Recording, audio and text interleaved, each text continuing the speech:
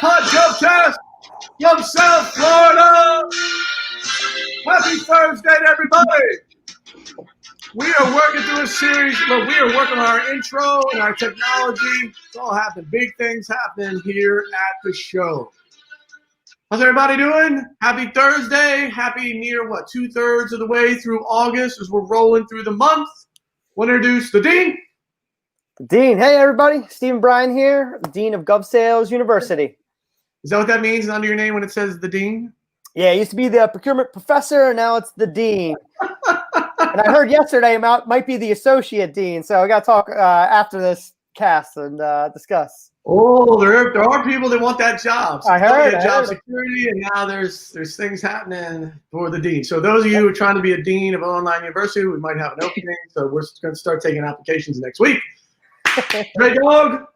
Hey, good to see everybody. Good to see you too. Right, weird. So listen, if you've been following what we're doing, we obviously normally talk about government and government procurement and how to win government sales. But really the second half of August, we've really ventured out and said, hey, how do you, if you are starting your career, if you're pivoting your career, we really wanted to step outside of just the silo, the niche of government and talk about how to be successful in general, because we get pinged by that a lot, and especially now with COVID and folks being stuck at home. It's like we wanted to really expand because we spent a lot of time about government and government sales and the opportunity that represents.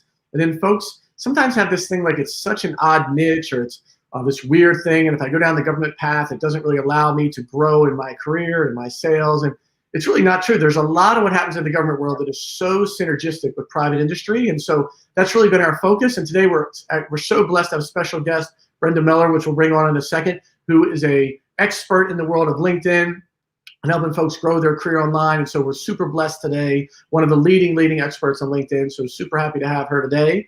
And so before we do that, just want to share some of the things we're going through here corporately. And so I mentioned, I think last week or the week before, as folks think about selling and growing your career and just attaining success, one of the biggest variables to that is trying to connect, what do you really want in life? We talk about in our office, what is your why? Like what's the thing that drives you, and connecting that why to your job. Because we've all heard that thing online, like if you love something, find something you love and you never have to go to work, you're never working during the day. And I think you hear that a lot. Mm-hmm. And for me personally, I've met very few people that are like, I'm not working for the Baltimore Ravens. If I was, you're right, that wouldn't be work. I would do it every day. But I think most of us, have a job that's not really in our ultimate desired job or position, but connecting that to your why, like, hey, what am I trying to get done? We mentioned, like, are you trying to get married? Are you trying to buy a home? Are you saving for a big vacation? Are you trying to pay off some debt? Like, when you connect what you're doing every day, it's not just making phone calls or going on a sales call or working a shift. When you connect that to, oh my gosh, I'm really achieving one of my big lifetime goals, that's when your work all of a sudden can take on an enormous amount of meaning. And then it's not the drudgery of work. Yeah. It's the excitement of, oh, I'm going to get a new home. I'm going to get that car I've always loved. I'm going to go on a major European vacation. Maybe not during COVID, right? I'm going to pay off my debts. I'm debt free. Like those things then make picking up the phone, make doing the sales call, make getting up early and going on your shift. They literally change your mentality. And it's so important for everybody. Try to connect your why with your work. And I promise you, some of the drudgery that you feel sometimes, we all get that, going to work will disappear, because then you're like, I'm not just going to work, I'm actually achieving one of my big lifetime goals. Amen? So that would be my going in intro. So Dre, pass it to you after your long intro. I just want to give you the platform and do your thing. No, I think just to piggyback off that, I think it's just super important, right? Because if we get in this routine, or what did he say the other day? He calls it a process, right? But if we get in this routine of you wake up, you go to work, you go to sleep, like it just becomes very boring and it becomes very monotonous unless you can tie it to a goal. So I think for me, even going back to, I want to say it was in 2018, I said, hey, next year I want to buy a house. And, I didn't have any idea what it would cost it or anything. So I started doing some research and I figured, okay, this is about what I'll need for the down payment. This is what I'll need for X, Y, Z to furnish it, yada, yada. So then for the next 6 months to a year, that was my goal. It was, hey, I'm going to save X amount. It's going to go toward the house. This amount is going to go toward this. So I think being able just to make, just have a clear picture of what you're trying to accomplish, whether that be financially, emotionally, but knowing what your why is and being able to tie that back will make it so much more fun, I think, to come to work.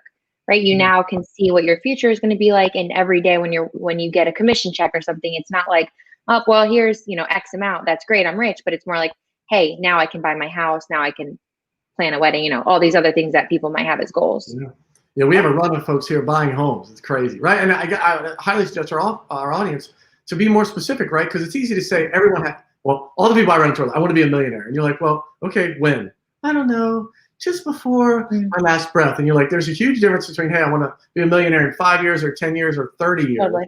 right? Or I want to buy a house next year is very different than I want to buy a house in 5 years. If you were trying to buy a house in the next 6 months, your saving, your spending is all significantly impact.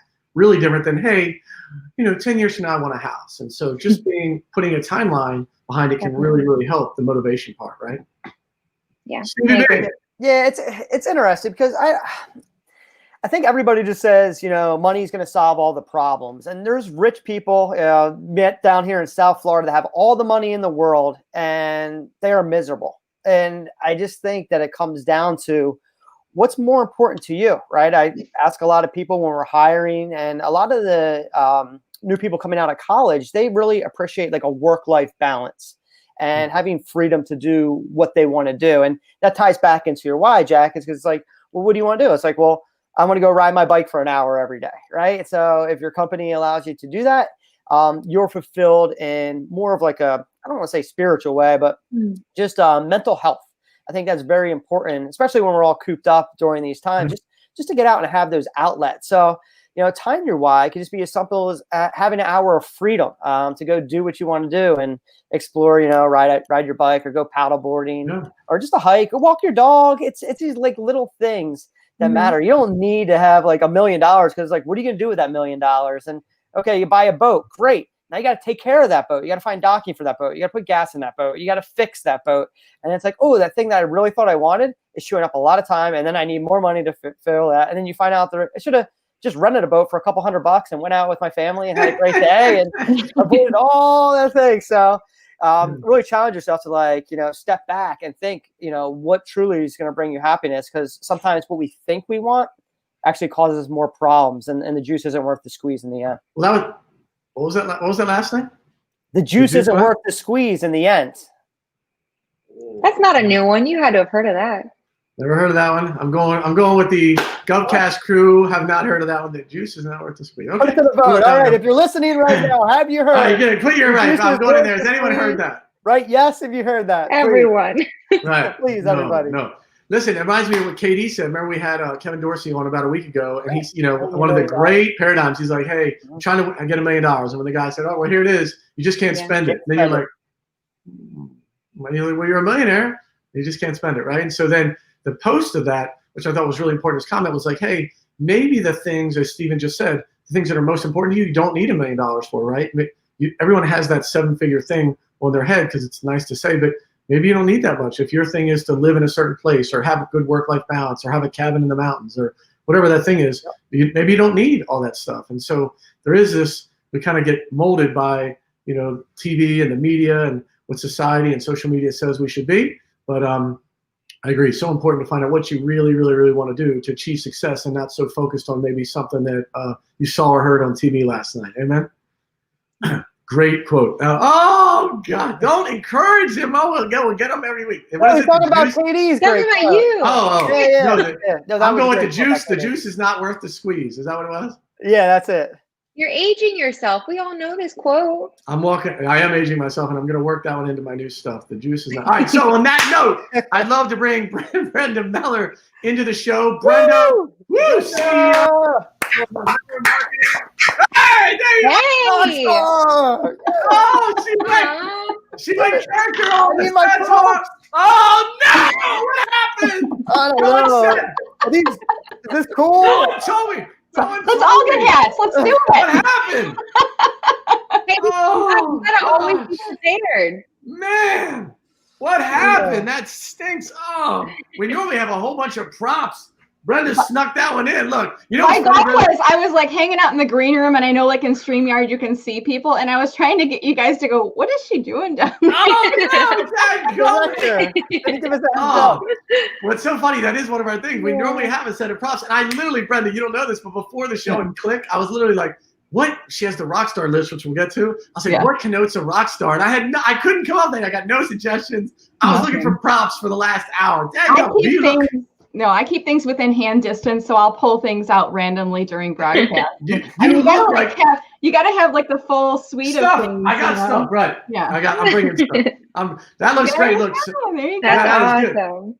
Rock star. That looks so great. Yeah, it's good. So I'm feeling now. See, I dropped the ball, but good. There we go. Brenda Meller literally is one of the leading experts on LinkedIn, and so super, super thankful for her being on the show today. And thank you so much. So, Brenda, can you tell folks about your background and what you're doing today? That would be great. Sure. So I want to first start with, I love technology. It's so wonderful. But we're all working from home right now. Yeah. And Wi-Fi in my area is very glitchy today. I was on a LinkedIn Live a little bit earlier, and my Wi-Fi went out in the middle of the show, and my guest Terry Bean carried his show. So if it happens, I'll be here and I'll be back and I'll come back on. But hopefully, fingers crossed, we stay online.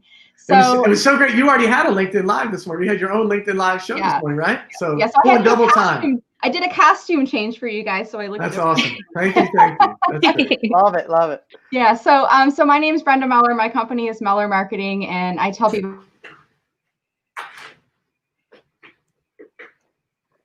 Did she already lock up? Oh, About 3 years ago. Oh, there you go. I worked for, there we go. Up until about 3 years ago, I worked for people my entire career as a marketer. So, when I'm approaching LinkedIn, I'm always thinking about, as a marketer, who's your ideal target audience? Why do they care? And then how does what you're doing on LinkedIn support your business goals, your annual goals, all the good stuff? And also understanding the psychology of LinkedIn, and also a little bit of kind of the algorithm, what happens behind the scenes and how can we use the platform effectively and successfully for whatever it is you want to do. So I work for myself. I don't work for LinkedIn. And there's many of us around who are kind of independent marketing consultants, LinkedIn trainers and coaches. And I am having an absolute blast doing what I'm doing. So that's me. Does your firm focus purely on LinkedIn, Brenda, or would you do a bunch of social media? So when I first started my business 3 years ago, I was doing both marketing work where I was developing marketing strategies and marketing plans.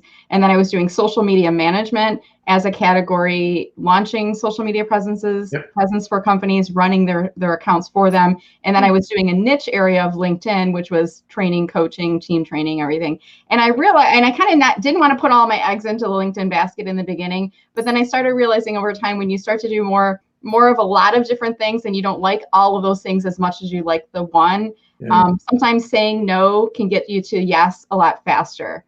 And I heard you saying, working on your goals and what do you want to do this and when do you want to achieve this by? If I want to achieve a certain level of success for my business, I have to stop working on the activities that are energy draining and maybe not revenue producing at the same extent as some of the activities I love doing, which is LinkedIn. So the answer to your question, I can do a lot of things. I choose to focus solely on LinkedIn. That's awesome.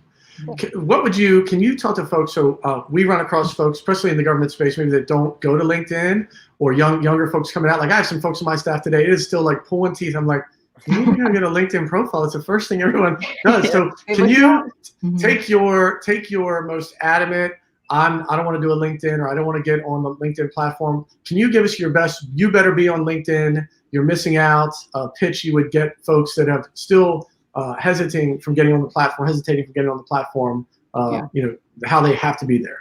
Yeah. Okay. I'm going to use my mom voice. All right. Listen, you need to be on LinkedIn right now. I don't know what you're doing, what you're thinking, right? But no, seriously, it's to your point, Jack, you can be on LinkedIn or you cannot be on LinkedIn, but people are going to look you up on LinkedIn. And if they want to do business with you and they go on your profile, and the last time you updated it was your job from 10 years ago when you first created your account, and then you've completely ignored it, it kind of is like, when you walk into a retail store and there's no product on the shelf and you're not going to buy from that person, right? Or even worse, you're trying to look them up and you can't find them. And they say they're an expert in whatever category that they are an expert in. They say that these are the things that they're selling, but it kind of makes me go, are they really legitimate? Are they working out of their parents' basement? Is this even like a real person, or are they a scam, right? So LinkedIn is a legitimate professional networking site. It's not purely social like Facebook and Instagram and even Twitter can be to some extent.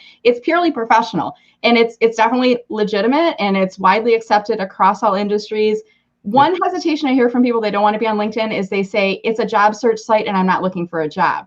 And I would say put that aside, because more people are using LinkedIn for professional networking, personal branding, business development, and then to read more about people in their industry than are using it for job search. Totally. So get on LinkedIn. Amen. It definitely is transition. I would say for anyone in the audience, obviously if folks are watching this, or if we cut it and we'll send it out, if you're not on LinkedIn, but folks, even some of the folks that are on LinkedIn, it is shocking the number of times they don't have a picture or they don't put up a background. So like, turn off the TV 1 week, for the whole week at night, spend, a couple hours, get your LinkedIn profile to where it should be. Like it should look, it's indicative of your online resume. And so one day maybe you get that call like, hey, I saw your background. Here's an opportunity. But it has definitely moved away from that kind of job search thing, which is kind of where it started. And so I'd love to, and then I'll turn it over to Stephen and Andrea.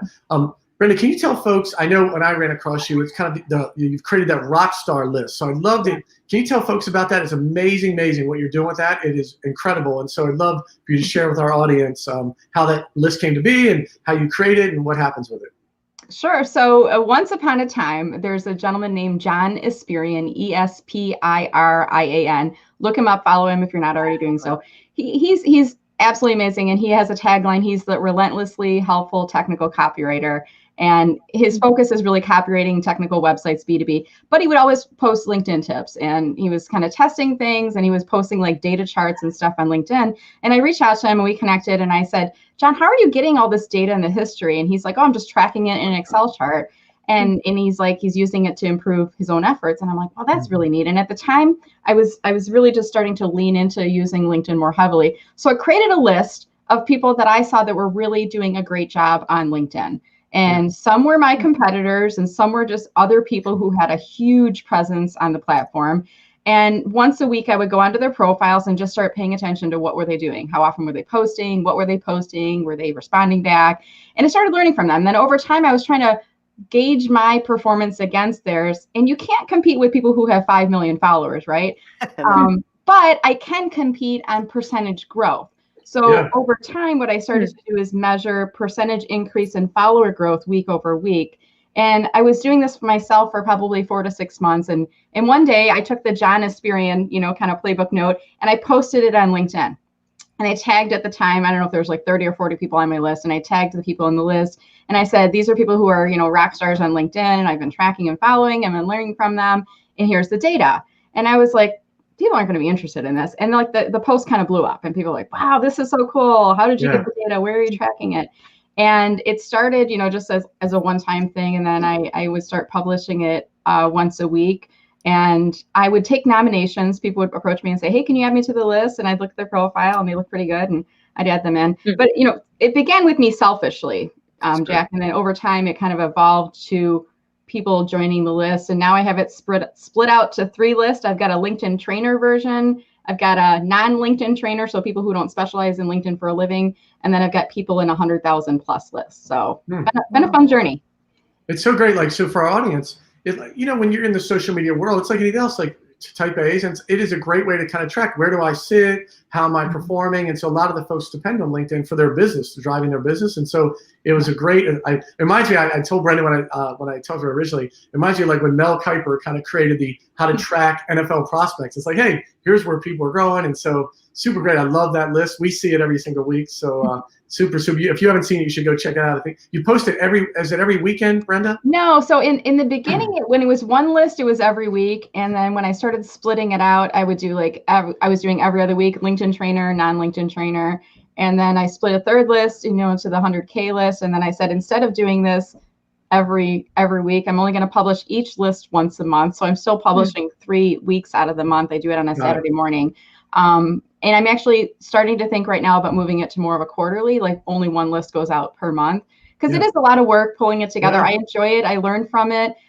What I've noticed is moving the frequency down from weekly to monthly. It's actually creating less competition. What I would find is like people would be added to the list, and it's pretty easy to move up fast in the list within 1 week, but it's really hard to maintain that lead over time. So in a month period, your percentage growth may not be as great as if you had a spurt of activity in 1 week. So it's actually leveled the playing field a little bit, going to a monthly frequency. Right. But I always come back to, I did this selfishly for me because I was trying to establish industry benchmarks that I could measure myself against and find people that I could learn from that were doing LinkedIn right. And I publish it, and I continue to publish it over time because it's gotten such a strong community response, and I'm able to shine the spotlight on other people and give them some visibility. That's great. Yeah, it's cool. Just a question. So you chose 100,000 visitors or connections, right? As a benchmark? Like the threshold, in the beginning, I didn't really have a lot of criteria, but I've evolved it over time. So now on the LinkedIn trainer list, to be added to the list, you have to have at least 6,000 followers is a criteria.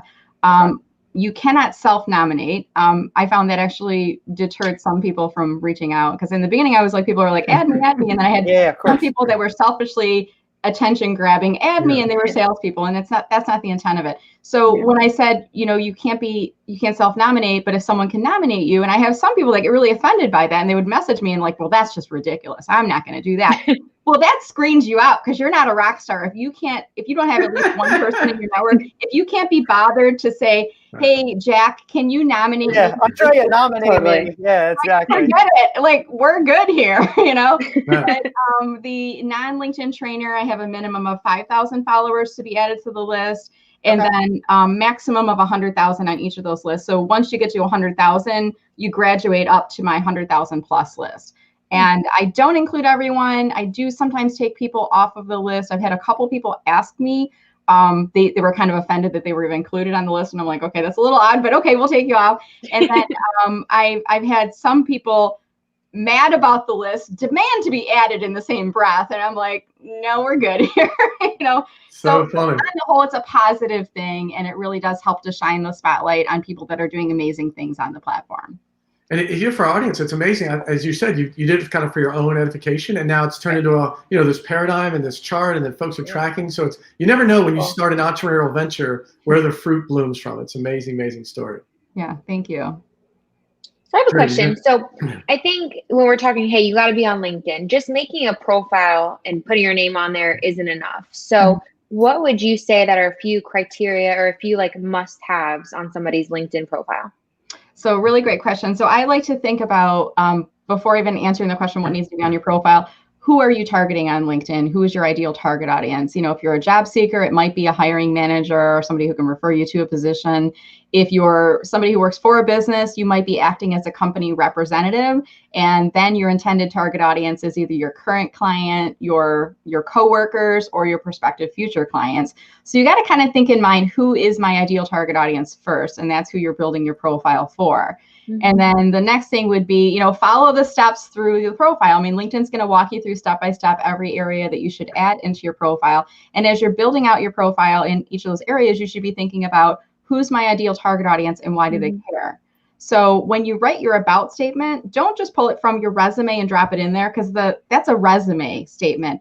Your about statement should really be you speaking in first person to that ideal target audience. So using first person, focusing on a little bit of telling about yourself, and then following that with what's your business all about? Here's how to get a hold of me if you want to continue the conversation. And then maybe a little bit of the history and the backstory behind that. So when you look at my profile, and I would encourage your viewers to do so, feel free to look at my profile. I'm always tweaking and modifying. It's not stalking. I'm giving you permission. Come over and check out my profile. But you'll notice in my profile, I put little educational LinkedIn strategy tips throughout. So I see that, yeah. In the about statement at the bottom, I'll say like fact, something like, did you know you can put up to 2,600 characters in there? Yeah. Your headline, LinkedIn used to have 120 characters. Now you can add 220 characters. So I have that in my headline. So I'm using LinkedIn as an educational platform to help you. I'm using my profile, I should say, to help you to understand how to use it. That's because that's what I do for my business. So think about how can you use your profile to help you connect with your ideal target audience. I think sometimes folks, again, the type A's, oh, that's great. Do you see that? Yeah, the FI headlines can now have 220 characters. That's great. I think sometimes we get locked into, I want to tell people, I have my MBA or I have this or that, and it doesn't really help. It doesn't help your target. They don't, that's not the thing that motivates them to either follow you or connect with you. And so important, right, to use the top that's something that's compelling that makes people look, oh, I want to connect with Steve and Brian. He is the dean. Yeah. connections. Something intriguing, and most people, like a mistake I see people making a lot of times is like in your headline field, if you don't change it, it's going to pull the default, which is job title at company for your top experience in your experience section. And really, I mean, if I had on my profile, marketing consultant at Meller Marketing, or my title, chief engagement officer at Meller Marketing, you might be intrigued by that, but is it going to make you want to click to come and visit my profile? Yeah. And your headline is really important because it's what comes up in search results, and your goal is to get people to click to go to your profile. But it's also important because that headline follows you around LinkedIn. So when you comment on a LinkedIn Live, and I encourage people watching right now, comment on this LinkedIn Live. So when you comment, we'll see your headline. When you comment on a post, we see your headline. So it follows you around. And what's in the first like 40 or so characters, it is either going to intrigue people to get them to want to click to go to your profile, or they're going to scan right on by. So make it kind of interesting and compelling. Yes. That's good. That. I was blown away when I was looking at your profile, Brenda. I saw like over 100 recommendations for you.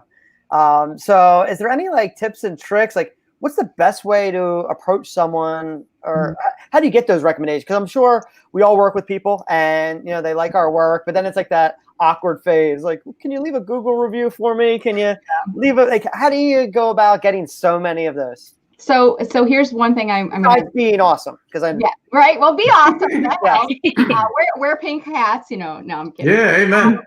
But one thing, if you notice, if you go to my recommendation section, you can see recommendations you have received or recommendations you have given. And I recommend that you always try to have more given than you have received.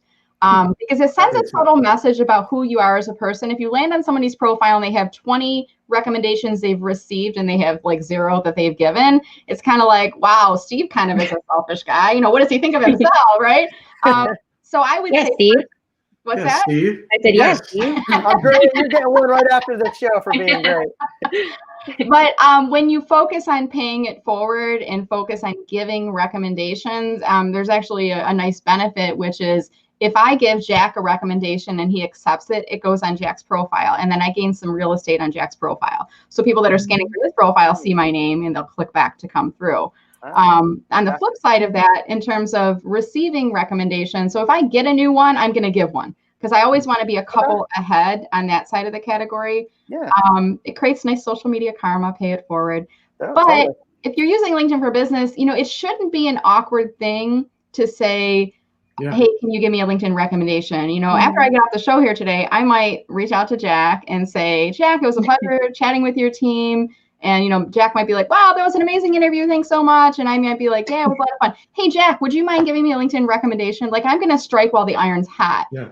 At the point where you got a customer or somebody in your network who's raving about you, who's jumping up and down, that's when you ask for the LinkedIn recommendation, because it's not going to feel awkward then. You're asking awkward out of the blue, right? You're asking verbally, though. Like, that's the way that you approach it is either verbally or by message first, usually. Okay. I mean, sometimes I will use clients as examples when I'm doing training, and I'll say, here's how you ask for a recommendation, and I'll actually put it through without messaging them first. But I only use clients in those examples if I know that they would be likely to give me a recommendation for that. Now, granted, this is what I do for a living, so that may make sense for the average person, but I usually recommend, you ask them first and then let them know that you will request it through LinkedIn so they can be on the lookout for it.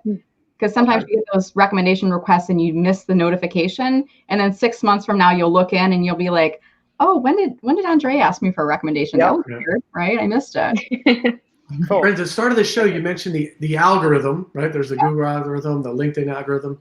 And, when I followed some of the things, it seems like there's some elements of the algorithm that are about, as you just mentioned, folks interacting on the platform. And so can you share some of that with our audience? Because they could be great at posting content or whatever, but if they're not engaged, kind of some of the things, I think the algorithm dings them. And so can you share maybe some of the things about the algorithm to help folks as they're trying to grow their platform and, and their connections, kind of some of the things, how LinkedIn moves the algorithm around and things that could benefit them behind the scenes, some nuances maybe that are in that calculation? Sure. I think first and foremost, nobody has the algorithm playbook. Nobody except the people at LinkedIn. If you work for LinkedIn, you know what the magical formula and sauce. And there's a lot of people on the network, and I'm going to give a couple of them shout outs right now. Andy Foote, he does a really great job of kind of helping to pull back the curtain and give some some best practices and rules and things that he's discovered. Shay Rowbottom, who actually just absolutely rocks it on video. She's actually had conversations with people at LinkedIn about the algorithm. She's down by us. Yeah, she's down here in the Miami area. So yeah, she's amazing. So there's a lot of us out there that are just independent trainers, coaches, strategists, and we compare notes and we talk to each other. And we'll say, hey, I've noticed this, and this seems to impact the algorithm in this way. And then others will say, yeah, I've noticed it too. And then we kind of go out and test it, and then we come back and we're like, okay, so it looks like if you use an external link, the algorithm's penalizing you. It looks like if you share a post as opposed to commenting on it, you don't get as many views. So we start to piece things together. And ultimately, at the end of the day, the goal of the algorithm on LinkedIn is to keep people on LinkedIn longer. So they want to serve you content that you have a higher likelihood of interacting with and that is doing well on the platform. It's a little bit of a popularity contest, right? So the algorithm's not static, it's dynamic. So it changes based on the person, their level of activity, based on posting frequency and all these other things. But don't try to game the system to understand the algorithm. Think about human behavior. What do people like to see? Pay attention to your data when you post. What are people engaging with? If you're only getting likes and you're not getting comments, those are probably pity likes. And you know what I mean, right? It's the people who know you and like, oh, Jack's trying to sell, give it a like. A nice guy. You never get any comments at all. If that's happening, you need to change your activity, but use the data. The data helps to tell a story about, whether your posts are really doing well. And you can start to kind of compare your posts and then look, do what I do, put together your own rockstar list, find people that are in your category, in your niche that are doing really well on the platform and start to pay attention to what they're posting, what's resonating, what's getting engagement and what's not. So I have a question. So I think that this might be case by case, but is there a frequency amount? Like, is there a certain amount of times a week or something that somebody should be posting? Great question. And there's not a one size fits all. Some people out there will say, you should post 25 times a day. And that advice is typically coming from someone who has 5 million followers on the platform. And that works for that person. And I commend them. I applaud them. But the average mortal human being shouldn't be posting 25 times a day. At minimum, I would offer this advice, and this is Brenda Meller's point of view advice. I would say you should at minimum be posting once a week. So if you have not yet posted this week, go and post on LinkedIn today and tell people that you were listening to the Jack Tiny podcast and you heard from @BrendaMeller, tag Jack, tag me in the post. We will respond back and we will help with engagement. But try to post at least once a week and then gradually work up to once every business day. If you want to post more than once in a business day, I would say make sure that you're getting engagement first, not just likes, but likes plus comments. And I will say, even, for me, I'm at, I think, 44,000 followers, 16,000 or so connections. I very rarely post more than once in a day. And I'm getting pretty good engagement on the platform. I want to make sure that when I do post, I'm not annoying people. I'm actually posting content that is relatable. It's welcomed by people. It's generating engagement. And generally speaking, I want you to remember this. Your posts are for telling and your profile is for selling. So if you are selling in your posts on behalf of everyone, please stop. We don't like that. We want to see sales messages. Use your profile for selling. Talk about your messages, your products, your services, your calls to action, your events. Push all of that stuff on your profile, but use your posts instead to educate, to inform, or to inspire. Oh, that's great. Yeah, I like that a lot because my next question, it's a kind of a two-parter. Yeah. One was like, what's the biggest mistake, right? And I think that is people trying to sell through the post. But one annoying thing that I get all the time is I'll accept somebody's connection request and the first message, someone just stock, template, blah, blah, blah, work with me and trying to sell me on something, right? It's a turn off. I think we all know that if someone just came up to you at a party and was like, hey, how you doing? I'm Steve. And then they just started selling, like you find out interests about them first, like what's your favorite food or color, whatever you want to talk about. But if you're in there, right, and maybe I'm wrong, maybe that's not the biggest mistake people make, but I think, selling too aggressively. So like when is an appropriate time to switch that combo into a sale? It's like maybe behind the scenes in the messenger, or do you not even do that on LinkedIn? Do you pick up the phone and call? That's when you sell, or email? Like, what's a good protocol? So good question. So I'm a marketer. I'm not a salesperson, but 3 years ago, I had to become a salesperson because that's what you do when you're an entrepreneur and a consultant. You have to sell yourself. So I had to kind of quickly figure out and get comfortable with how to sell myself and sell my business because I didn't have that paycheck coming in every 2 weeks anymore. I had to chase after it all the time.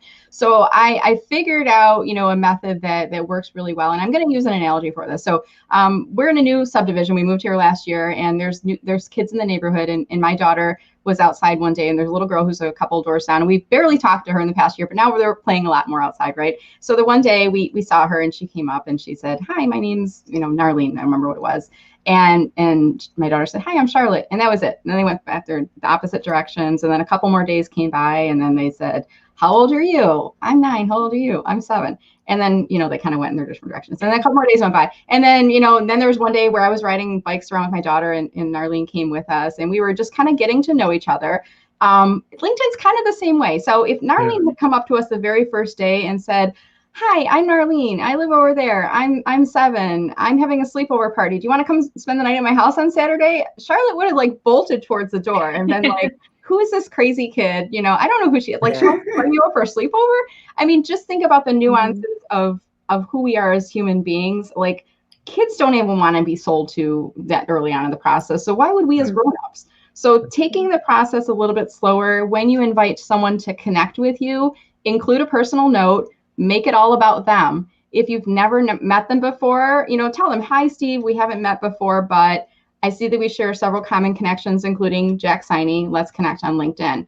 That's kind of like the little girl coming up to my daughter and saying, "Hi, my name's Narlene," and then going away, right? It's little chunks. And then after you accept, maybe warm up another step in the process. And then you say, "Thanks, Steve, for accepting my invitation. My business is Meller Marketing, and I help people unlock the power of LinkedIn. Let me know if you ever have any LinkedIn questions." And then I skate away on my scooter again, right? And if you have questions, what I'm selling, what I can help you with, you'll let me know. If not, it's okay at that point, because when you and I have connected, you're going to start to see my posts in the homepage feed. And that's where you start to gain trust, gain familiarity with me. And then over time, maybe I reach out to you again and, I say, "Hey, Steve, I've got a webinar coming up. Let me know if you'd like some details." I don't send you information until you say, "Yes, I'd like to receive that." I don't send you a calendar link until you say, "Yes, I'd like to set up a phone call." So I'm making sure I get some permission, and I'm building up trust along that process. Oh, makes sense. Thank you. You're welcome. Somebody like, there's Andy Folk. That's so funny. Hey, Andy. Brenda, can you share with the audience in different social media platforms, there's kind of like the professional side and how much of your personal life you share. And I think I've seen a variety of different sentiments about, hey, how much of your personal life do you share? And some folks love it, and some folks kind of shy away from it. So what's your view of that? And especially on the LinkedIn platform itself, which seems to be more professional than some of the other ones. And so what's the feedback you would give to our audience? Yeah, so really great question. So I like to think about this. I mean, LinkedIn is it's a professional networking site. And it's kind of like when you think about going to your workplace, you're going there to work. You're going there to do your job, to represent your company. Maybe you go out to networking events, but there's going to be social elements as a part of it. When I go into the coffee room to fill up my coffee and I see my friend Bonnie, and I'm like, "Hey, Bonnie, I saw that you got a new puppy," because we're friends on Facebook. How's it going? And then we make a little bit of small talk conversation about that. And, Halloween's coming up, and there might be another, one of my coworkers who's moms, and I might be like, "Oh, what are your kids dressing up as for Halloween?" Or first day of school photos. So we talk about stuff socially a little bit, right? Because it's what makes us human beings. But we don't do it all the time. Like, I wouldn't go on LinkedIn, today and post, "Hey, I'm having a burrito for lunch. Like, here's a burrito." I'm not gonna. I made this myself. Look at this. I'm not gonna do that. But occasionally, it's okay to pull back the professional exterior and reveal a little bit about yourself, your career journey.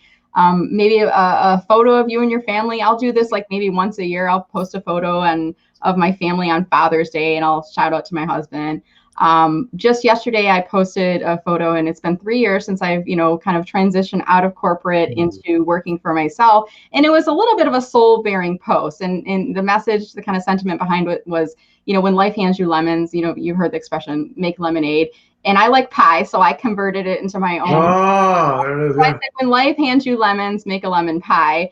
And I talked about, a decision happened to me in my career, and forced me, the universe nudged me forward on a different path. And it was a very emotional experience going through that. And I cried the crocodile tears, but then I picked myself up and I gave myself a week, and then I started networking, and it led me to one small project to a big project, and 3 years later, and I kind of say I took the lemons and I made lemonade, I made lemon pie, I made lemon bars, I made lemon martinis, Awesome. and I am like, I made a lemon cookbook, you know, I mean, I kind of really went with the analogy, but something like that is like, people like seeing a little bit of behind the scenes. They like seeing that you're a real person. And I can't tell you how many nice messages I got both on the timeline and one-to-one in my inbox. People saying, thank you for sharing it. And especially now, because so many people have had their careers impacted due to COVID, and they've been handed lemons. I mean, there's no way around it. They have been handed lemons right now. They are good, hardworking. Yeah, some of the best people, right? Some people with big followings doing, amazing. Yeah. So because of that, I launched a free LinkedIn for Job Seekers webinar series. I hope you don't mind me mentioning it. Yeah, do your thing. Show, but this is something like back in March, one of my husband's coworkers was let go, and really good guy. And I'm like, this is going to happen to more and more people. So I launched the series for people that are unemployed. I'll drop the link in the comments here in a second. But if you go to the Meller Marketing website and click on my events tab, you can see it's a 4-part series. Designed for people who are unemployed using LinkedIn for their job search. So every week I offer one 90-minute session. Then every Friday we have a VIP group for job seekers, office hours with Brenda, and we have a really great time. We share success stories. We look at their LinkedIn profiles, and I've built up a great community of job seekers that are helping. And if anybody's watching right now that is a part of that community, I would love if you guys could leave a comment. And anybody watching who is in career transition, in between successes, unemployed, please come and check out the series. And I really want to help you, because I'm a big believer in paying it forward. Imagine what a better world this place would be if we knew when things happened to us, like we became unemployed, if we knew that other people were going to be there to help and lift us up, right? Yeah. That's why I do that. It's one of the amazing parts of social media, right? Folks use it for so many things, but in this time of COVID, we're seeing a lot of folks, being able to build their, network and help folks kind of, pay it forward and find opportunities, which is amazing. Appreciate that immensely. Yeah, I just dropped the link to that webpage in comments too for the LinkedIn here. Oh, it's great. Oh, yeah, I love your outlook, Brenda, and trying to build your audience, right? Have you ever experienced with paid LinkedIn ads to let people know what you're doing? Yeah, so myself, I've dabbled in them, but I've really never had to use them, because the nature of what I'm doing, is, right now it's generating on a regular basis. I get 3 to 4 leads coming into me per week, and those are pretty warm leads at the point that they're coming. Yeah. So I don't really, it's the nature of what I do. There's a lot of demand for the services, but I have managed LinkedIn ad accounts for some of my clients. I do have to give a shout out. If anybody's looking to do LinkedIn advertising, I would highly, highly, highly recommend AJ Wilcox. Look him up on LinkedIn, follow him. He does a lot of free resources and tutorials and YouTube videos and whatnot, but he also, that's all he focuses on for his agency is LinkedIn Marketing Solutions, which is the ad platform. So when clients come to me and say, hey, I want to use LinkedIn ads, I usually say, okay, but only use LinkedIn ads if these 3 things are happening. 1, you and your sales team have fully optimized profiles. If you don't know what that means, you're not optimized. Yep. 2, you are all personalizing invitations when you send them out. You're not doing sales pitches, but you're making those invitations about those people. Mm-hmm. And the flip side of that, when invitations come to you, you are screening them in. So that's the second. And then 3rd is, are you regularly participating in the homepage feed? Are you liking and commenting on things? And are you regularly posting? And then if I had a 4th category, would be, do you have a company page and is that active? If all of those things are happening, then I would say it makes sense to try LinkedIn ads, but I don't want to just throw money at LinkedIn. And I think it's an amazing platform. And don't get me wrong, I think LinkedIn ads can be very effective, but what I don't like seeing people doing is just wasting money, throwing money at ads out there. Yeah. And then they're not responding to what's happening. People viewing their profile, people sending them invitations, and they're ignoring them. So there's opportunities that are created with the ad platform that can be optimize if you're doing all those other activities first. Yep. So true. Yep. Thank you. So I have a question to piggyback off that. So you said number 2 was, are you screening the invites when you get them? So do you have any criteria for if somebody sends you an invite, like, yes, I'm definitely going to connect with them, or I don't know who the heck this is, let's leave them over there kind of thing? Yeah. So here's what I would have you think about. When invitations come to you, they're in 2 categories. intentional invitations, there's a reason they sent that invitation to you. They want to connect with you. And the unintentional invitations. And the unintentional are the people that, when LinkedIn says you should connect with these people, you click on connect. Like you don't even read their name, right? You're just clicking on the connect button.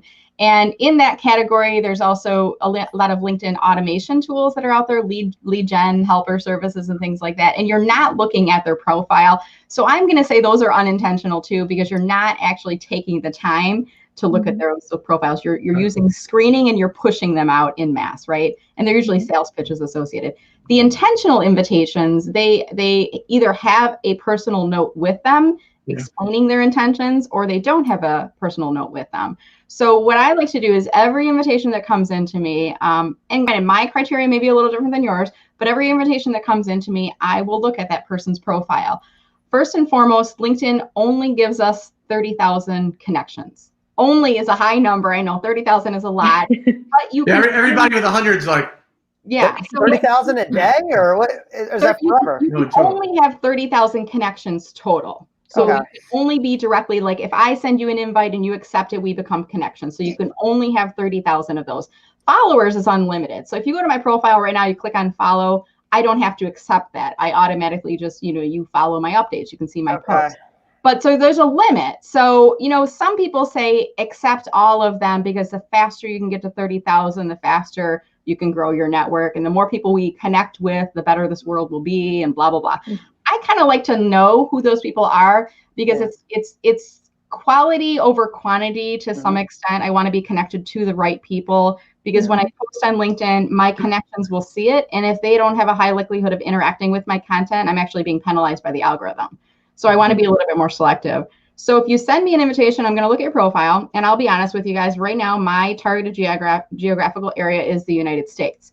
If you're outside of the United States, I tend to send you a screening message back, and it'll say, thanks for visiting my profile, or thanks for the invite. Please go back to my profile and click on follow to see my updates, or follow my company page for LinkedIn strategy tips. So it's kind of like a thank you, no thank you. Is to those folks. If you include a personal note, you may get through that process, depending on what your personal note says, as long as it's not a sales message.